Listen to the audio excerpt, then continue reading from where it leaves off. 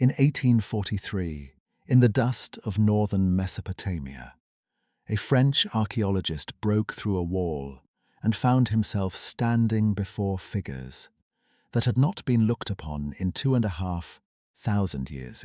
They had come from nowhere the modern world had a name for, and they had been waiting. Before we go any further, tell me where in the world you're watching from. And while you're down there, subscribe to the channel if ancient history, lost civilizations, and the forgotten origins of humanity are the kind of mysteries you want explored properly.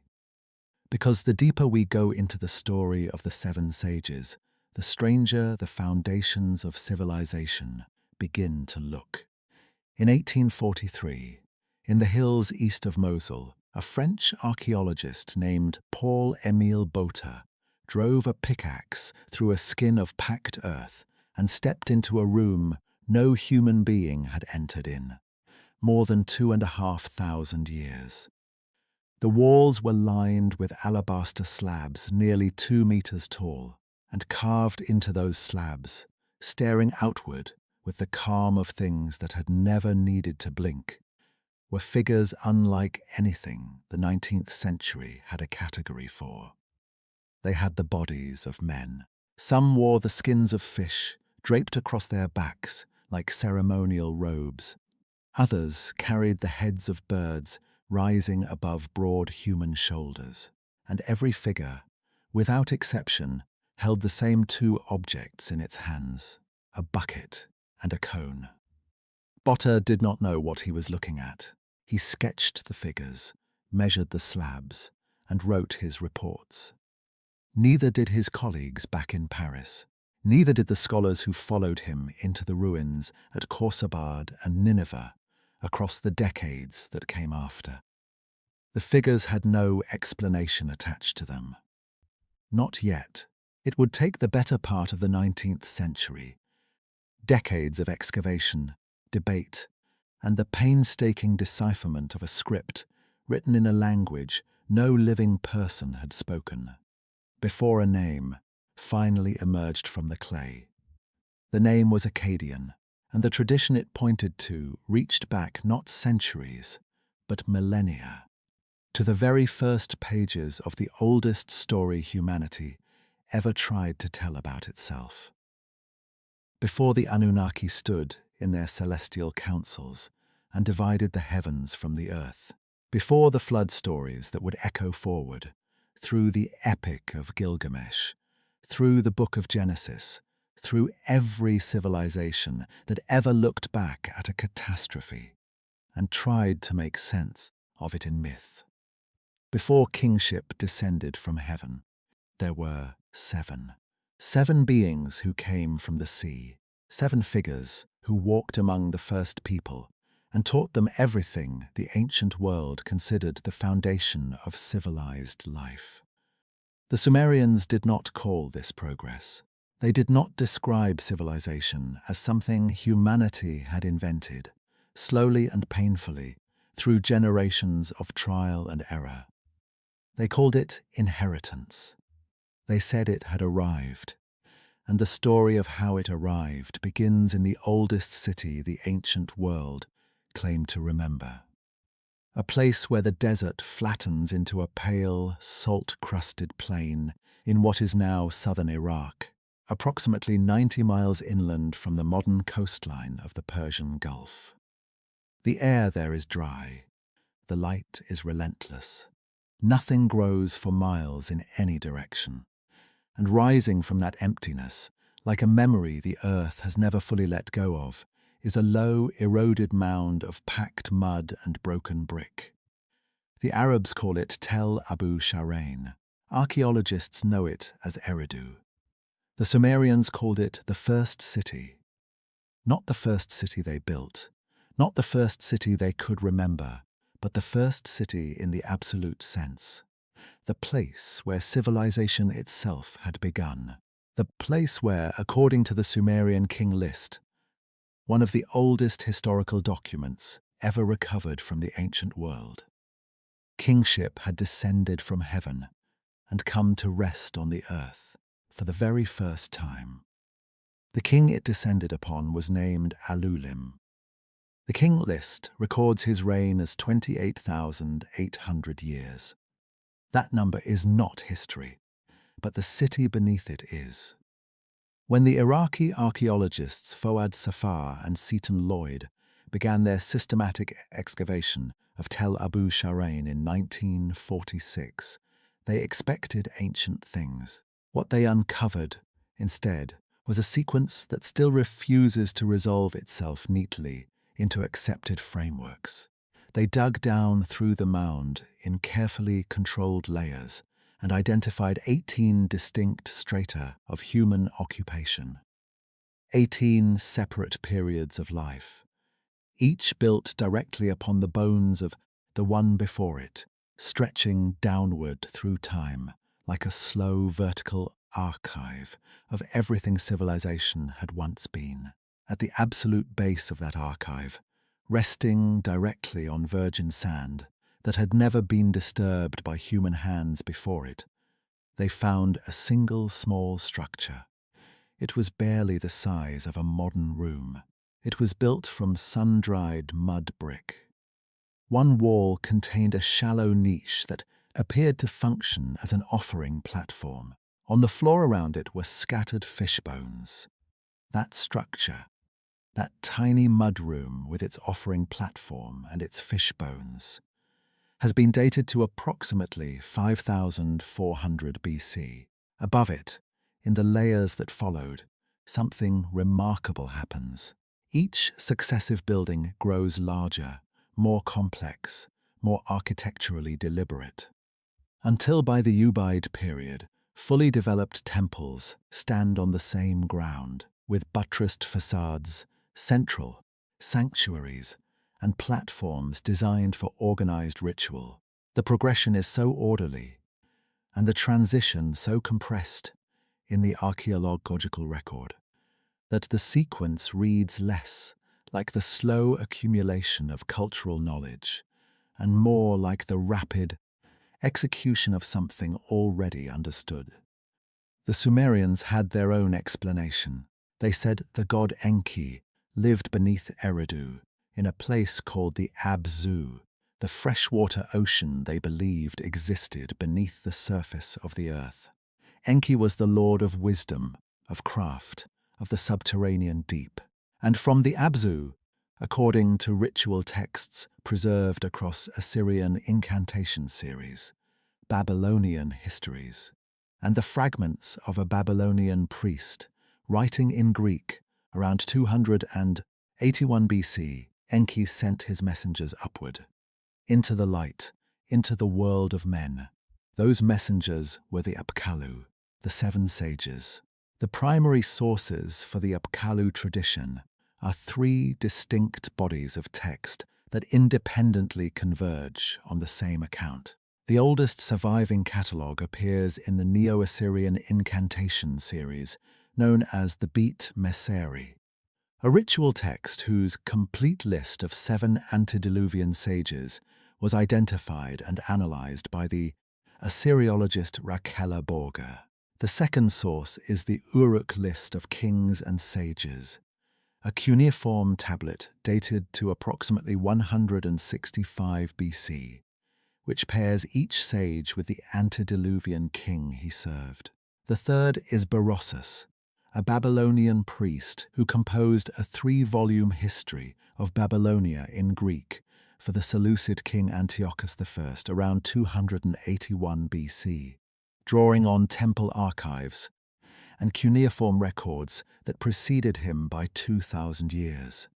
All three sources agree on the number. All three agree on the sequence, and all three agree on the central claim. These beings were not human. They came from the water, and they carried with them every art that made civilization possible. Their names, as preserved in the Beat Messeri series and collected across the surviving fragments, run as follows. The first was Yuana, who completed the plans for heaven and earth. The second was Uanmaduga, endowed with comprehensive intelligence. The third was Enmeduga, to whom a good fate was allotted.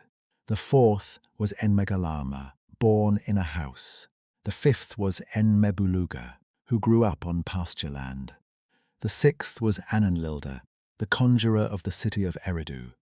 And the seventh, the last sage before the great flood, was Utuabzu, who ascended to heaven. 6 of the 7 appear, after their work was done, to have returned to the Abzu, the deep from which Enki had sent them. But Utuabzu did not go back down. The text says he went up. That detail matters. It will matter more as the story continues. For now, stay with the first of them, the one the Babylonian tradition remembered as Uwana, and the Greeks would later record as Oannes, and follow what the oldest surviving records say he left behind.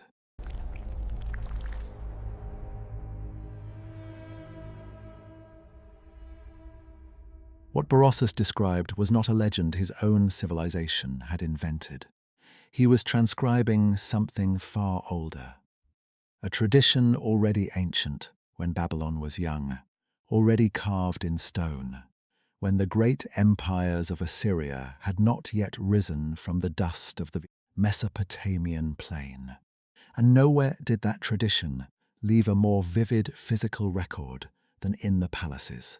When Austen Henry Layard followed Botta's excavations northward to Nimrud and then to Nineveh across the 1840s and 1850s, he uncovered something that clarified what Botta had only partially glimpsed. The bird-headed and fish-cloaked figures were not isolated curiosities belonging to a single king's taste in decoration. They covered everything: throne room walls, doorway flanks, processional corridors. The protective figures lined the interiors of the greatest Assyrian palaces ever built, those of Ashur-nasirpal II at Nimrud and Sargon II at Khorsabad, in continuous carved sequences, each figure performing the same gesture, holding the same objects, occupying the same ritual position relative to the kings they flanked. This was not art. It was architecture with intention. The figures stood at thresholds, the boundary points between outside and inside, between the profane world and the sacred space of kingship. Whatever they represented, the Assyrians considered their presence structurally necessary. A palace without them was, apparently, a palace unprotected. Layard could not read the inscriptions that accompanied them. Neither could most of his contemporaries. The cuneiform script covering the palace walls remained a closed system, a pattern of wedge-shaped marks pressed into clay and stone that no living scholar in the 1840s could yet fully decipher. That decipherment came gradually, through the competing and sometimes collaborating efforts of scholars across Britain, France, Germany, and Ireland, across the middle decades of the 19th century. Henry Rawlinson's work on the Behistun inscription in Persia provided the critical trilingual key. Edward Hincks isolated phonetic values. By the 1860s, Akkadian cuneiform had yielded enough of its grammar and vocabulary that the inscriptions on the palace walls and the texts on the recovered clay tablets could be read with increasing confidence, and the name that emerged for the figures was Apkallu. In Akkadian, the word carried the weight of its meaning without ambiguity. Sage, the supremely wise, the being possessed of knowledge beyond the human. But what the tablets then proceeded to describe was not a generic category of divine wisdom. It was a specific system, a specific sequence of 7 individuals, each associated with a named king of the antediluvian world, each credited with introducing a defined body of knowledge that humanity had not previously possessed. The tablets described this, not as divine favor granted to a worthy civilization. They described it as instruction delivered to a world that did not yet know how to instruct itself. Writing came from the Apkallu. Mathematics came from the Apkallu. Temple architecture, astronomical observation, the measurement and distribution of land, the codification of law, the cultivation of crops through organized irrigation. The Mesopotamians recorded none of these as human achievements.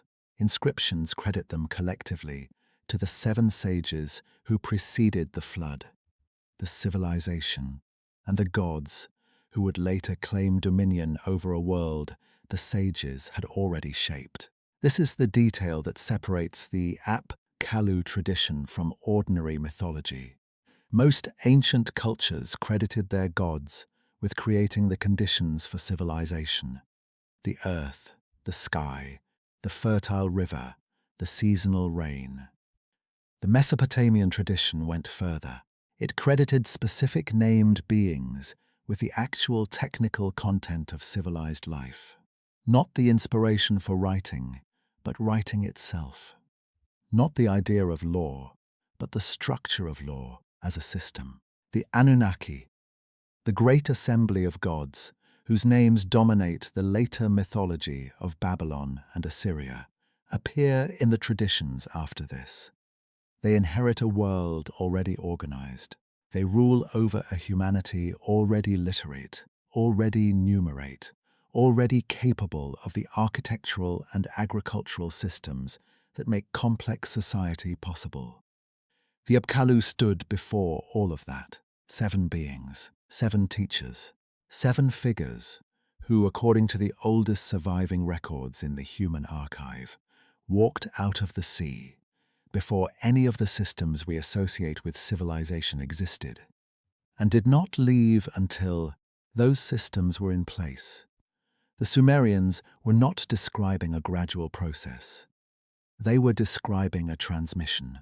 They were saying, clearly and without qualification, that civilization did not emerge from within humanity. It arrived.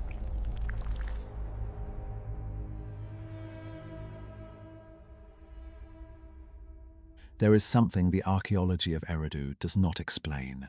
Safar and Lloyd's 18 layers establish a sequence.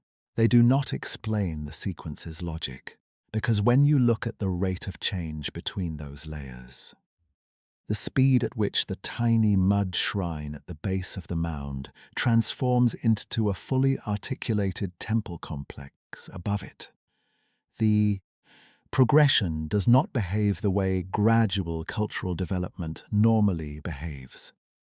Gradual development leaves evidence of experimentation, failed prototypes, structures that were tried, abandoned, and replaced by something only marginally better.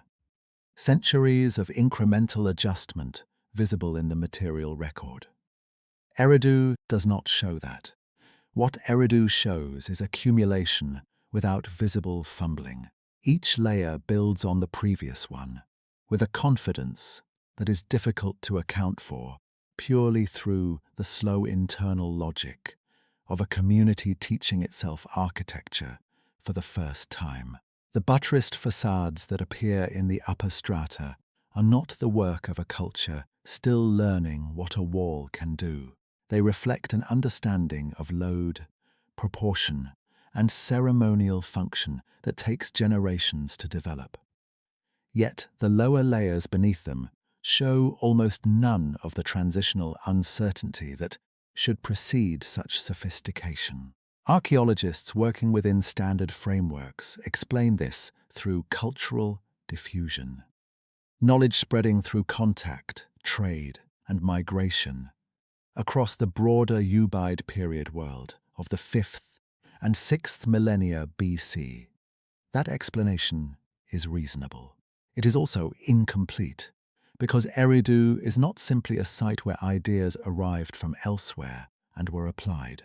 The Sumerian tradition identifies it as the origin point, the place from which the organizing logic of civilization itself radiated outward. The Sumerian king list is precise about this in a way that rewards careful reading. The document does not merely record that kingship began in Eridu. It records that kingship descended from heaven specifically to Eridu, and to no other place first. The grammatical construction in the original cuneiform is not metaphorical. It is positional. Heaven and earth are treated as two distinct vertical domains, and kingship travels between them as a concrete object moves between locations. Alulim receives it first. His reign, recorded as 28,800 years, places him outside the boundaries of anything history can verify. But the text does not present his reign as mythology clearly separated from the historical record that follows. It presents it as the first entry in an unbroken sequence, the opening chapter of a story that continues, without interruption in the document's own logic, all the way down to historical kings whose existence external records confirm. The implication is deliberate. Whatever Alulim represents, whether a mythologized memory of a real founding figure, a symbolic placeholder for an entire founding era, or something the Sumerians understood in a framework that does not map cleanly onto modern categories, the king list insists he belongs to the same continuum as the rulers who came after him. The antediluvian world and the historical world are the same world. The flood did not create a break in the tradition. It created a disruption within it. And Eridu sat at the center of that tradition for a specific theological reason. The Sumerians placed the god Enki there, not in a general sense, not simply as Eridu's patron deity, in the way other cities claimed other gods. Enki was said to live beneath Eridu, in the Abzu, the subterranean freshwater ocean, whose existence the Sumerians took as a physical fact about the world. The Abzu was the source of the rivers. It was the source of the rains. It was the source of the underground springs that made agriculture possible in a landscape that would otherwise have been uninhabitable. It was also, in Sumerian cosmology, the source of wisdom itself. Enki was not simply powerful. He was the god who understood how things worked. The mechanism behind the mechanism, the intelligence that had organized the world's functioning before humanity existed to observe it. The Abzu beneath Eridu was not a poetic metaphor for depth or mystery. It was conceived as a literal place directly below a specific city, from which a specific god had operated since before recorded time. And from that place, according to the tradition, Enki did not remain silent. He sent instruction upward. He sent it in the form of beings who could cross the boundary between the deep and the surface. Beings who could walk among humans, speak in human language, and demonstrate in human terms what civilization required in order to exist. The Sumerians believed wisdom did not originate in the human mind. They believed it rose from beneath the water, and the beings who carried it upward into the world of men were the seven sages.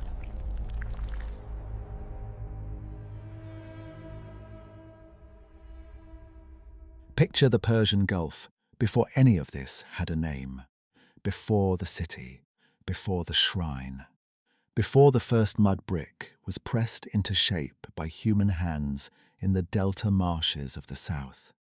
The coastline in the 6th millennium BC was not where it is today. Sea levels were still rising after the end of the last ice age, and the Gulf itself was younger, shallower, and edged by stretches of habitable lowland that would later disappear beneath the water entirely. On that coast, in the earliest hours of what the Sumerians would later call the first age of the world, fishermen worked the shallows before dawn. And then something came out of the sea. The account that preserves this moment in the most direct surviving language belongs to Berossus, the Babylonian priest who composed his History of Mesopotamia in Greek around 281 BC, drawing on cuneiform temple archives, whose originals have since been lost. His own 3-volume work did not survive antiquity intact. What remains comes through later writers who quoted him: Eusebius of Caesarea, Alexander Polyhistor, Flavius Josephus, each preserving fragments of a text that was already treating its source material as ancient history. What those fragments describe is specific enough to be unsettling.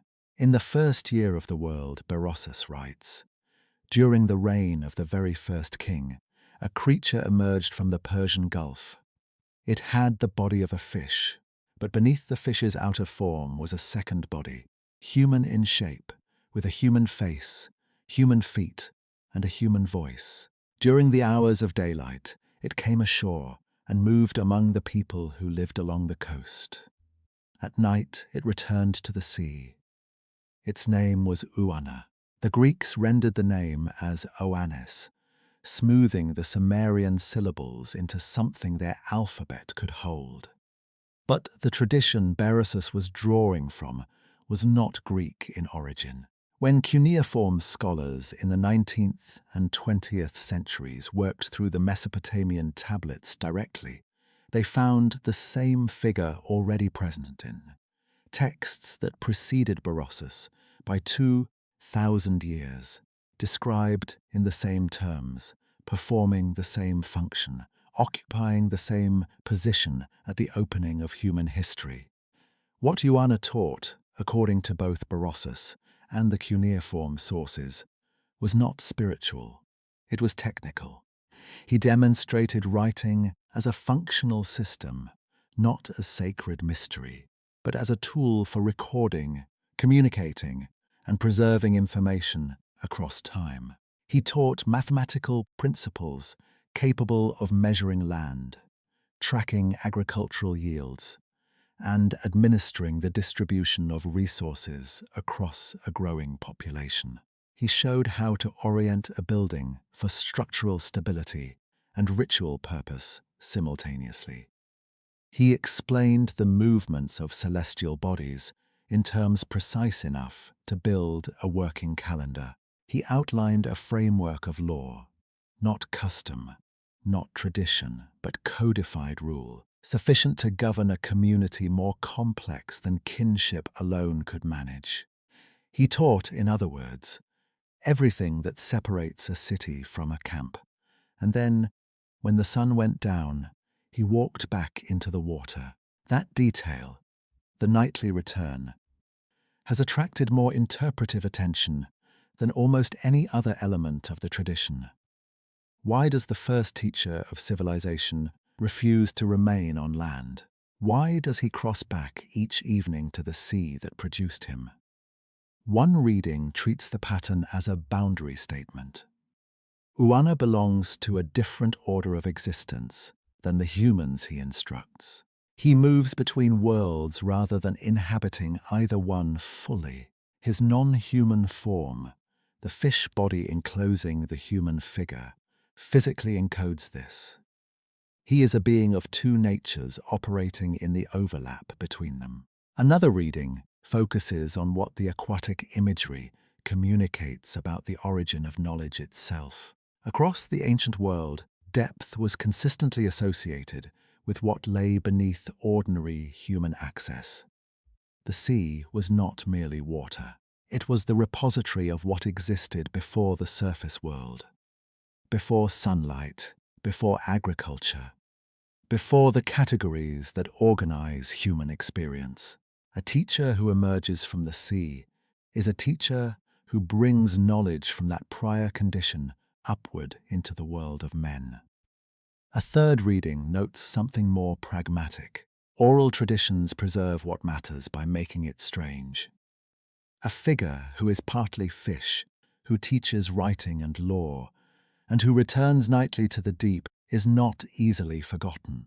The non-human form may be the tradition's own mnemonic device, the shape memory takes when it needs to survive across thousands of years without a written archive to hold it. Each of these readings contains something the others do not fully account for. None of them fully closes the question, and Uana was only the first.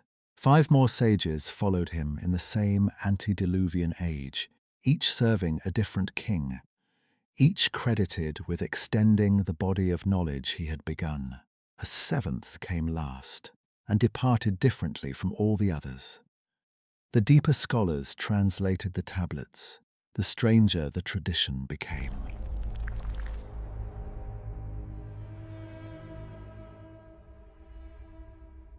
The clay tablets did not preserve the 7 names as mythology. They preserved them as record. The distinction matters.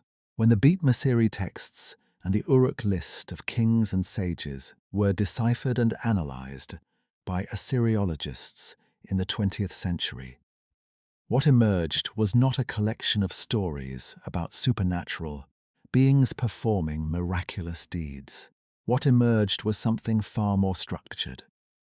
A systematic catalogue, cross-referenced across independent textual traditions, pairing each sage with a specific king, assigning each sage a specific domain of knowledge, and placing the entire sequence within a precise chronological framework that the Mesopotamians treated as continuous with their own historical present.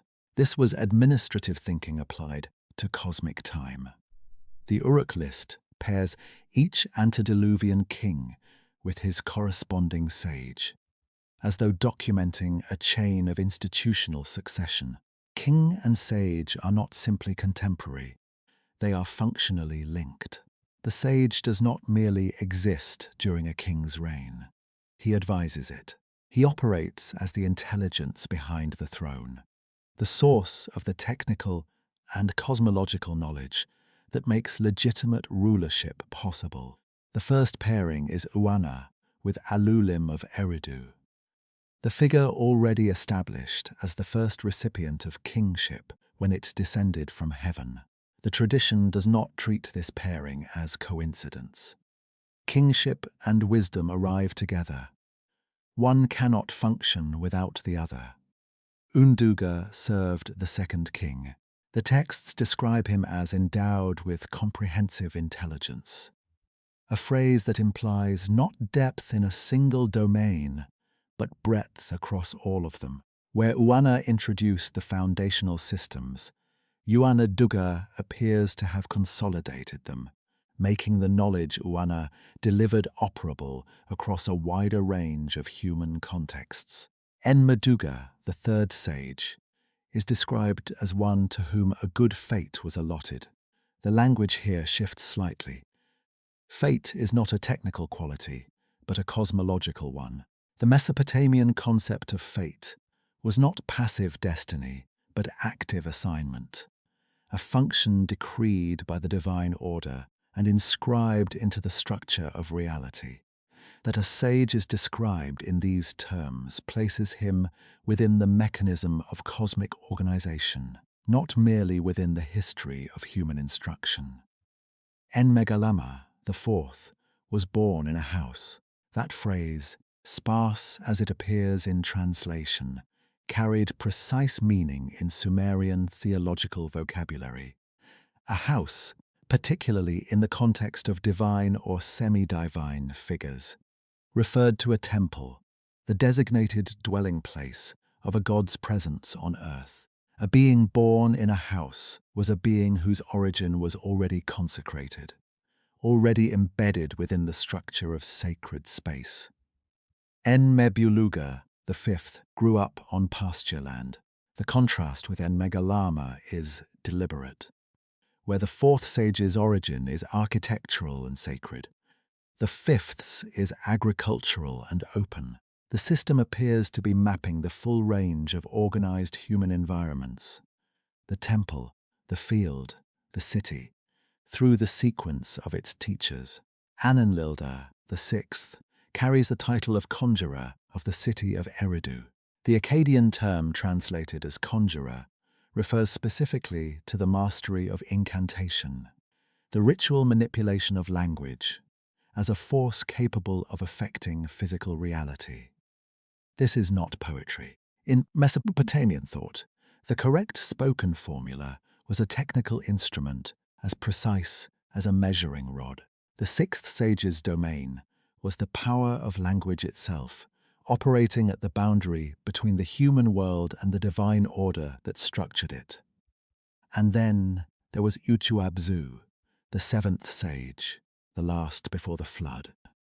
The one the texts treat differently from all the others, in a single unelaborated line that has occupied scholars ever since it was first translated.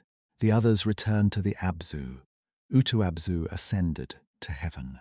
The Beit Meseri text does not explain this. It does not describe what Utu-Abzu had done differently, or what distinguished his departure from those of his 6 predecessors.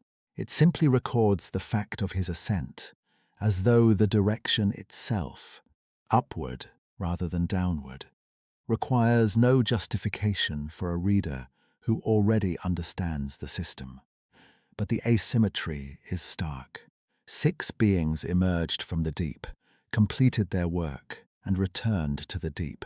The vertical axis of their existence runs from the Abzu upward to the surface of the human world and back again. Their trajectory is a loop: descent, instruction, return. Utu-Abzu's trajectory is not a loop.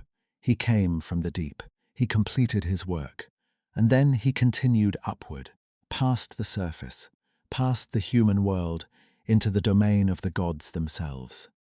The 7 sages together account for the whole of antediluvian knowledge. 6 of them closed the circle they had opened. One did not. Why did one ascend while the others vanished? The tablets do not say. But the question they leave behind is not a gap in the record. It is the record's most deliberate silence.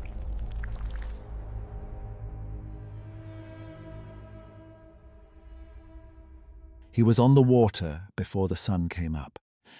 Adapa, priest of Eridu, servant of Enki, the mortal whom the god of wisdom had chosen to receive knowledge beyond any other human being alive, fished alone in the pre-dawn dark of the Persian Gulf in the small reed boat that was the ordinary instrument of an ordinary morning.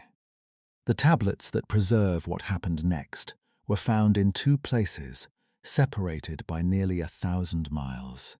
The most substantial fragment, designated EA 356, surfaced in 1887 at Tel El Amarna in Egypt, discovered not by archaeologists, but by local inhabitants digging for fertilizer in the collapsed ruins of the ancient city of Akhetaten. It had been sitting in the diplomatic archive of the pharaoh Akhenaten, filed among the international correspondence of the 14th century BC, that a Mesopotamian myth about a Sumerian priest should appear in an Egyptian pharaoh's letter collection tells you something important about how far this story had already traveled before anyone in the modern world knew it existed. Additional fragments were recovered from the library of Ashurbanipal at Nineveh, and an earlier Sumerian version was identified at Tel Hadad, dated to somewhere between the 19th and 16th centuries BC.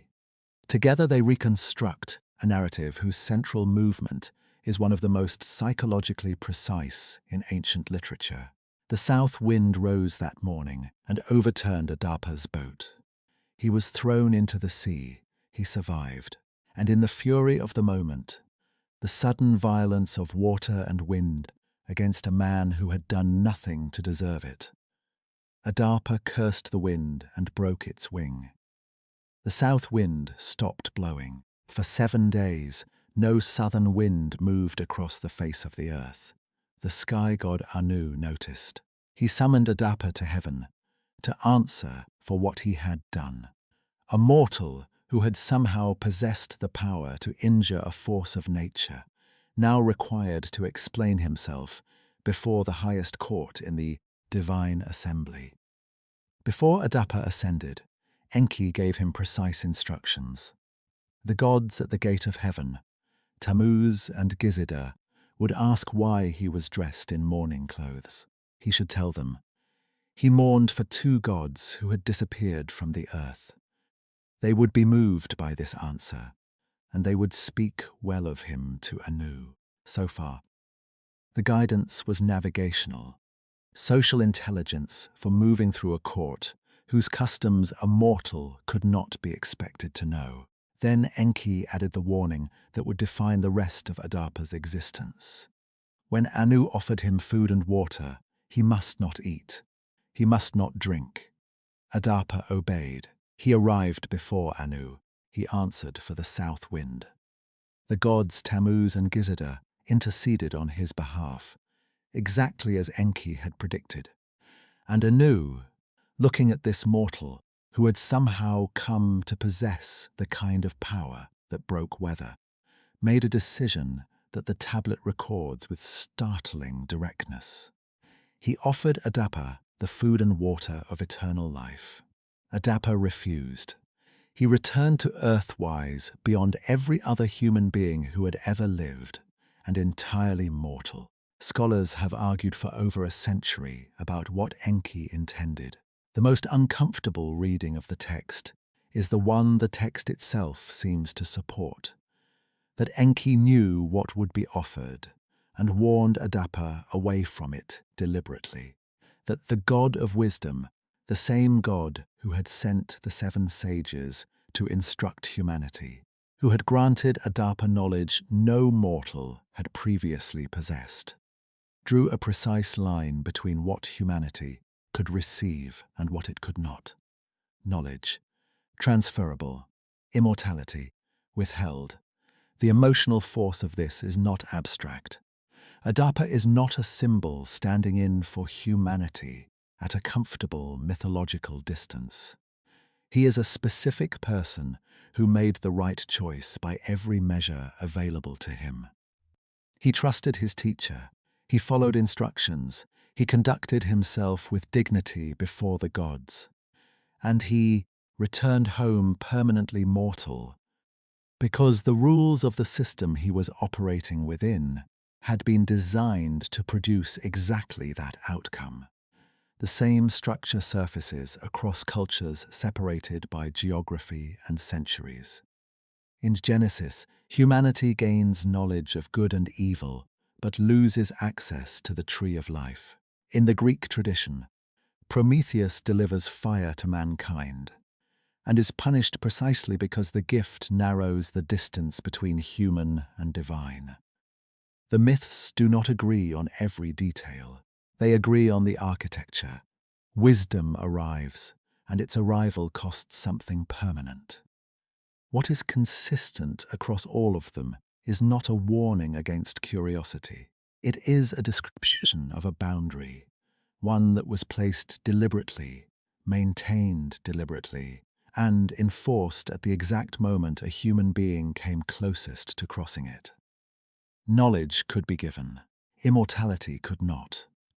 The first civilization on Earth did not believe this was an accident of fate or the arbitrary cruelty of capricious gods. They believed it was the design. Humanity was never meant to become equal to the gods. The sages had been sent to close the distance just enough, to make civilization possible, and no further.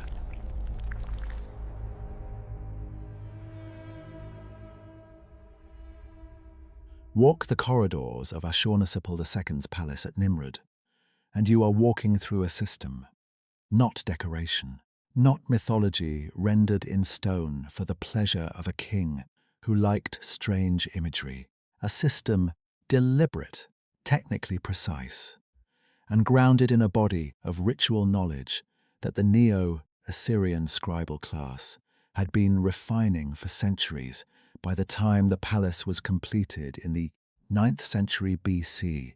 Every figure occupies a calculated position. The bird-headed Apkallu flank the doorways. The fish-cloaked figures stand beside the king in the throne room reliefs, positioned at his shoulder, oriented outward toward whatever might enter. The placement is not aesthetic preference. Assyrian ritual texts are explicit about where each type of figure belongs and why. The bird-headed form, known in the texts as the ukuku, was associated with the heavens, with aerial transmission between the divine and human realms. The fish-cloaked form, the kusariku, carried the authority of the Abzu, the deep from which the sages had originally come. Together, they covered both vertical axes of the Mesopotamian cosmos simultaneously. A doorway flanked by both forms was a doorway protected from every direction in which danger could approach.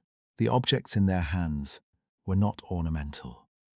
The cone, consistently rendered in the carvings with the same proportions and held at the same angle, was a vessel used in purification ritual. Assyrian incantation texts describe the application of specific substances to doorways, thresholds, and walls as a technical procedure for neutralizing malevolent forces. The bucket contained the purifying liquid. The cone applied it.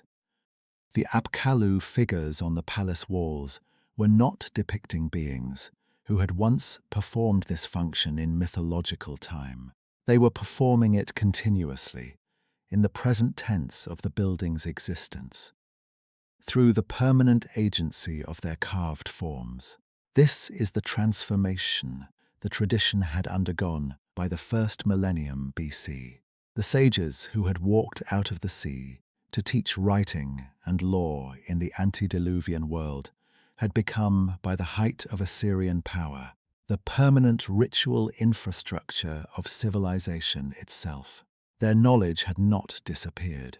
It had been encoded into the physical fabric of the buildings that housed power, pressed into the walls, buried beneath the floors, positioned at every threshold, where the ordered world of the palace met the uncontrolled world outside it.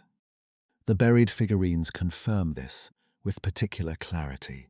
Archaeological excavations at Nimrud, Nineveh, and Khorsabad have recovered small clay figures of the Apkallu types from beneath the foundations of rooms and doorways, placed there during the building's construction according to procedures described in the Beat Masonry ritual series. The text specifies which figure type belongs beneath which architectural feature, what materials the figure should be made from, and what incantations must accompany its burial. These were not votive offerings or symbolic gestures. They were functional installations, components of a protective system built into the structure at the point when the structure was still being assembled. Before the walls closed over them, the Assyrians were not worshipping the Apkallu. They were deploying them, but the ritual elaboration that surrounded the sages by this period contains within it an anxiety the earlier Sumerian texts do not share.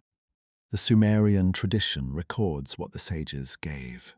The Neo-Assyrian tradition records, with increasing urgency, what might be lost. The Era epic makes this explicit in terms that have no parallel elsewhere in Mesopotamian literature. The poem, a sophisticated theological text dated to the early first millennium BC and attributed to a scholar named Kabti-Ilani Marduk, presents the god Marduk in conversation with the divine warrior Era. At a critical point in the text, Marduk reveals something that functions as a confession. The craftsmen capable of maintaining the sacred statues and ritual objects of civilization are gone. The sages, who possessed the technical knowledge to perform these functions correctly, have been sent back to the Abzu and forbidden to return. The word the text uses is not retirement, it is banishment. The sages did not complete their work and withdraw in the orderly way the antediluvian tradition had described. They were removed, and in their absence, Marduk acknowledges, the quality of sacred craft has declined. The ritual knowledge that connected human civilization to the divine order that structured it has become fragmented, imprecise, passed down through chains of transmission that have already lost something essential from their original form. Humanity in the era epic is not living in the world the sages built. It is living in what remains of that world after its architects were taken away. The Golden Age was over, not ended by catastrophe, not destroyed by the flood which the tradition had already absorbed and survived, ended by withdrawal, by the deliberate removal of the intelligence that had made the whole system coherent, and no one had sent replacements.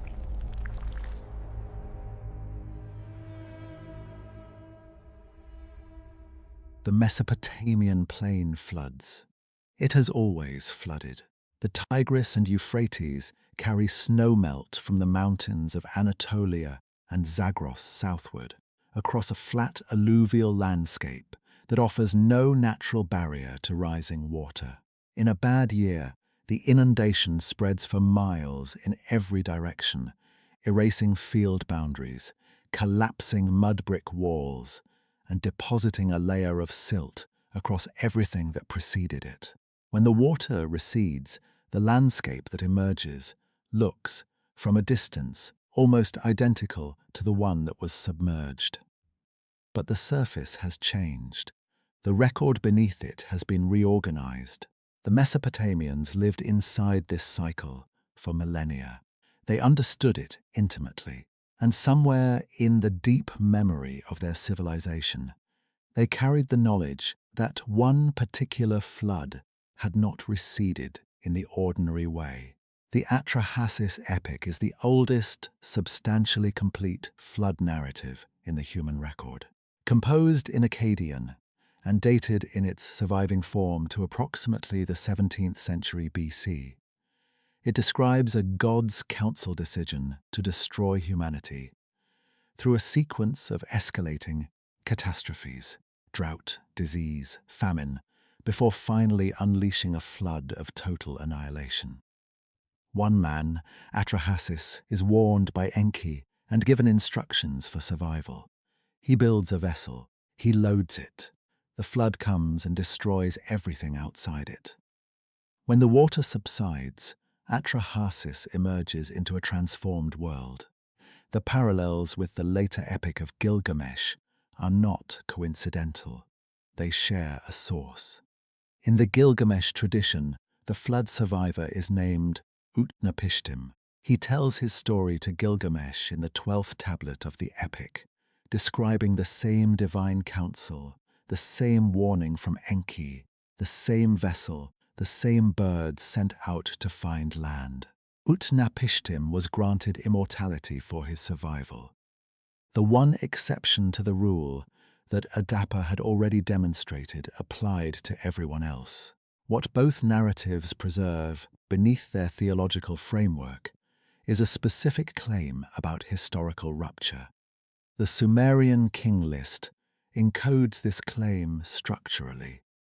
The document lists the antediluvian kings, Alulim and his successors, each with their impossibly long reigns, and then inserts a single line between them and the kings who follow.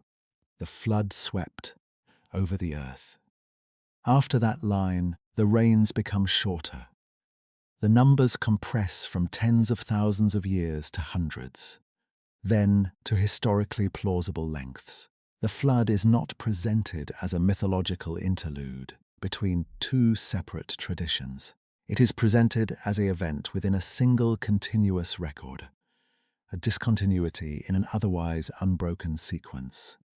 Something ended, something else began. The list marks the boundary precisely. The geological record has its own version of this boundary.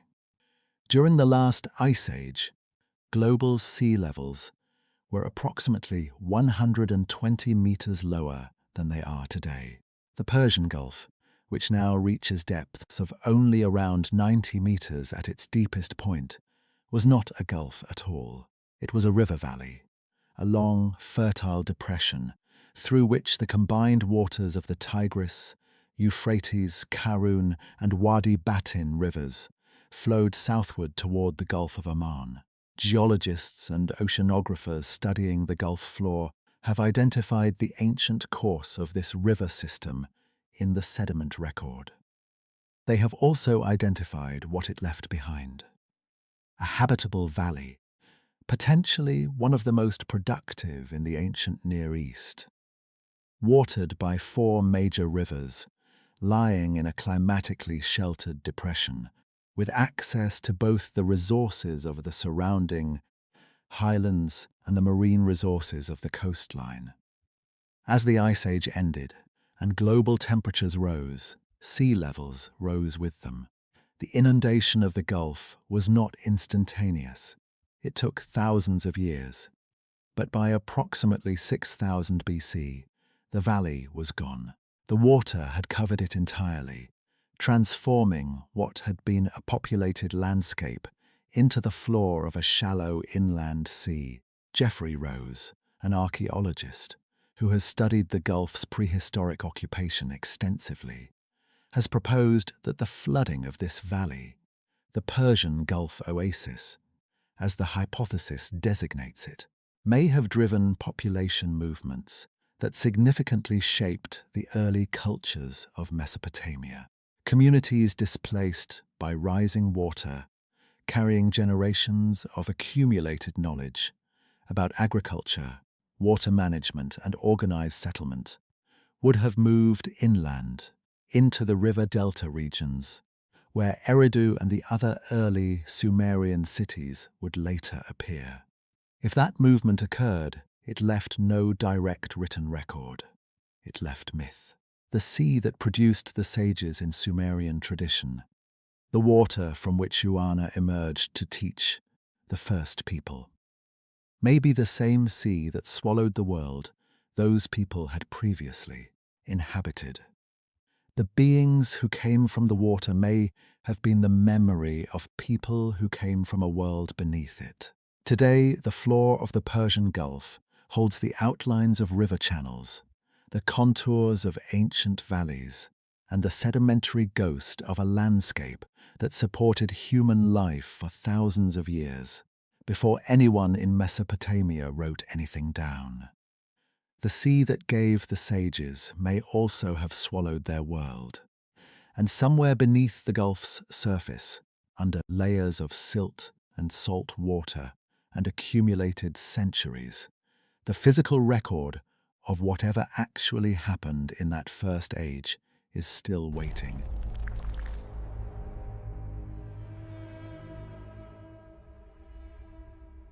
Draw a line outward from Eridu in every direction. Follow it east across the Iranian plateau, across the Hindu Kush, down into the subcontinent. Follow it west, through the Levant and into the Nile Valley. Follow it north into Anatolia and across the water into Greece. Follow it across the Atlantic, into the highland civilizations of Mesoamerica. Follow it wherever the earliest complex societies emerged from the archaeological record and left behind. Alongside their temples and their grain stores and their astronomical observations, some account of how they had come to know what they knew. The account changes in its details. The underlying structure does not. In the ancient Indian tradition, the Saptarishi, the 7 primordial sages, appear at the beginning of each cosmic age to preserve and transmit the sacred knowledge that would otherwise be lost in the transition between one age and the next. The Rig Veda places them at the foundation of Vedic learning. Later texts associate them with specific stars in the constellations known in the West as Ursa Major, embedding them permanently in the astronomical framework of the civilization they preceded. They are not gods. They are not ordinary men. They occupy the category between beings of extraordinary knowledge, whose function is explicitly instructional, whose existence is explicitly tied to the survival of wisdom across catastrophic temporal boundaries. The number is not incidental. 7 sages, 7 stars. The correspondence is built into the tradition itself. In the Hebrew tradition, the Book of Enoch, a text excluded from the canonical Bible, but preserved in Ethiopian Orthodox scripture and widely circulated in Second Temple Judaism, describes a group of beings called the Watchers, 200 in the fuller account, but led by a core group and organized around a central act. Descent from heaven to earth, followed by the transmission of knowledge to humanity. They teach metallurgy, astronomy, the reading of signs, the preparation of medicines, and the arts of war. The transmission is framed as transgression. The knowledge they deliver is knowledge humanity was not meant to possess on its terms. The Watchers are punished. Their instruction leaves permanent consequences. The architecture is identical to the Adapa myth. Knowledge arrives from a non-human source. Its arrival violates a boundary. The boundary's violation carries a cost. In Greece, the tradition of the 7 wise men, Thales, Solon, Pittacus, Bias, Cleobulus, Myson, Chelon, operates at a more historical register, but preserves the same structural logic. 7 figures, identified across competing ancient lists, with surprising consistency on the core names, credited collectively with the foundational insights of Greek philosophy, law, and civic organization. The tradition does not describe them as supernatural, but it positions them at the origin point of Greek intellectual civilization, in exactly the way the Apkallu are positioned at the origin point of Mesopotamian civilization. As the teachers who made everything that followed possible, in Mesoamerica, the Aztec tradition describes Quetzalcoatl arriving from across the water and teaching the people agriculture, astronomy, the calendar, and the arts of civilization before departing, with the promise, or the threat, of eventual return. The Maya tradition preserves a similar figure in Kukulkan. Both are feathered, both are associated with wind and water, both arrive as teachers and depart leaving knowledge behind them. The aquatic and aerial symbolism echoes the bird-headed and fish-cloaked forms standing guard in the Assyrian palaces 4,000 miles away and 2,000 years earlier. In Egypt, the Ogdoad of Hermopolis, 8 primordial beings representing the forces that existed before creation, and the later tradition of Thoth as the divine instructor of writing, mathematics, and sacred knowledge follow the same pattern at a theological level. Civilization's foundational knowledge originates outside humanity, transmitted downward through a specific class of non-human or semi-divine intermediary. These traditions did not share a postal system. Some of the parallels can be explained through cultural transmission. The Enoch tradition almost certainly drew on Mesopotamian sources, carried westward through the networks of the ancient Near East. The Greek 7 wise men emerged in a Mediterranean world that had been in contact with Near Eastern intellectual culture for centuries. But Mesoamerica had no such contact. The subcontinent's Saptarishi tradition predates demonstrable Mesopotamian influence. The pattern recurs in the absence of the connections that would explain it, which leaves a question the diffusion model cannot fully absorb. Why does the same structure, 7 beings, secret instruction, pre-flood wisdom, divine punishment, a lost golden age, appear independently across civilizations that could not have learned it from each other? One answer is psychological. The structure reflects something universal in how human minds organize the memory of cultural origins. Every civilization needs a point of origination for its knowledge, and the mind reaches naturally toward teachers, toward numbers that feel complete, toward the image of wisdom arriving from outside ordinary human experience. Another answer is historical. The structure is not independent. It traces back to a common source older than any of the civilizations that preserved it. A body of knowledge and a set of stories about its origin that spread outward from a single point before the historical record begins. Both answers contain something true. Neither one closes the question, because the idea at the center of every one of these traditions, that civilization was not invented by humanity, but delivered to it, is not a detail that cultures add for color. It is the claim each tradition treats as foundational, the non-negotiable premise on which everything else rests. The idea of civilization being taught may be older than civilization itself.